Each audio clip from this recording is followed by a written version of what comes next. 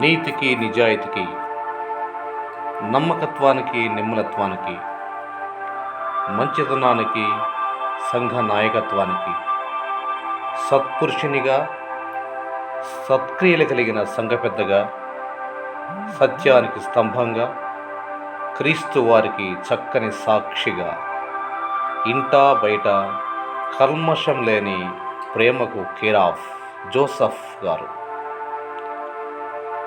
అవమానించిన వారిని అభిమానించి ఇంటికెళ్ళి ఈవులనిచ్చిన ప్రభు మెచ్చిన దైవజనుడు, పేరుకు తగిన పెద్ద, ఊరిలో ఉన్నతమైన జీవనశైలి, మచ్చలేని మహామనిషి, స్వచ్ఛమైన బోధకుడు, ఎండనక వాననక రాత్రనక పగలనక ప్రభువారి పాదసేవకు పరుగులెత్తాడు.